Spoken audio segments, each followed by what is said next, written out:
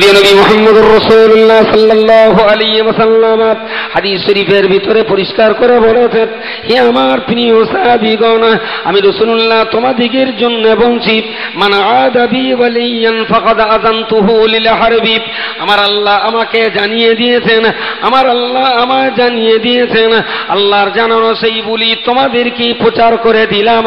আল্লাহ পাকের বক্তব্যটাই এই রকম, মান আদা বি ওয়ালিয়ান, আমার আল্লাহ বলে দিয়েছেন, হে পৃথিবীর মানব মণ্ডলী, তোমরা কেউ যদি আমার দুনিয়ার আল্লাহ ওয়ালা আলেম বান্দা আল্লামা বান্দা জ্ঞানী বান্দা মহাপণ্ডিত বিচক্ষণ আলেমে দ্বীন কোরআন হাদিসের সূক্ষ্ম তত্ত্ববিদ ফকি বান্দা যারা, মানে আদাবি ওয়ালিয়ান, এই ধরনের কোন বান্দার সঙ্গে কেউ যদি কখনো শত্রুতা ভাব পোষণ করে, আমি আল্লাহ বলছি ফাকাদ আযানতুহু লিল হারবি। না রে বান্দা, না না না না, আমার ওলি মাহবুব বান্দা কোরআন হাদিসের বিজ্ঞ পণ্ডিত যারা, তোরা তাদের বিরুদ্ধে কথা বলার পূর্বে আমি আল্লাহ তোদের সঙ্গে জিহাদ ঘোষণা করছি। জোরে বলুন সুবহানাল্লাহ।